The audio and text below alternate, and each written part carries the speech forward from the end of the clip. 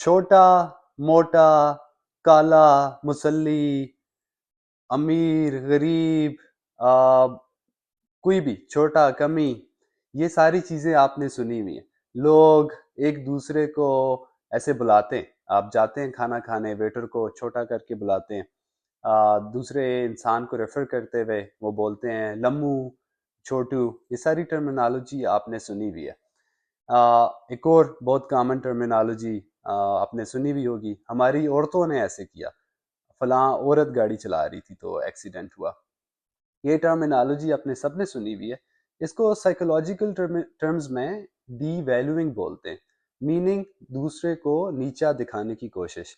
और ये एक नार्सिसिस्टिक ट्रेट है, मीनिंग के जो इंसान ये सब कुछ बोल रहा होता है उसकी अपनी सेल्फ एस्टीम वो अपनी नज़र में काफ़ी नीचे होता है। और वो उसकी कोशिश ये होती है कि अगर वो दूसरों को डी वैल्यू करे, वो किसी तरह से दूसरों को नीचा दिखाने में कामयाब हो जाए, तो शायद उसका जो दर्जा है वो बुलंद हो जाएगा, वो दूसरों से ऊपर आ जाएगा। ऐसा क्यों होता है?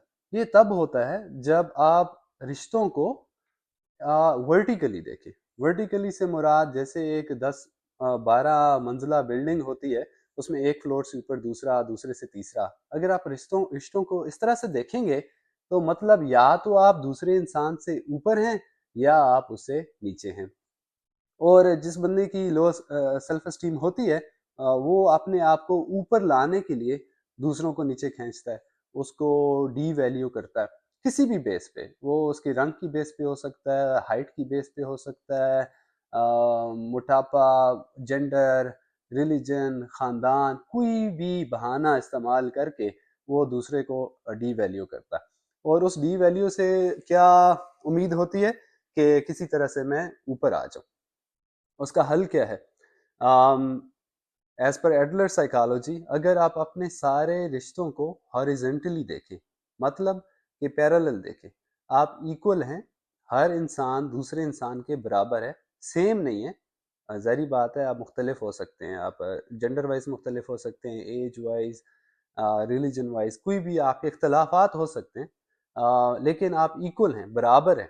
अगर आप बराबर समझ लें दूसरे इंसान को अपने, तो उससे क्या होता है कि आप दूसरों में स्ट्रेंथ्स देखते हैं, आप दूसरों में देखते हैं कि उनमें कौन सी अच्छी क्वालिटीज़ हैं, उनसे कैसे सीखा जा सकता है और कलेक्टिवली कैसे ग्रो किया जा सकता है, हम मिल के कैसे एज ए सोसाइटी ग्रो कर सकते हैं।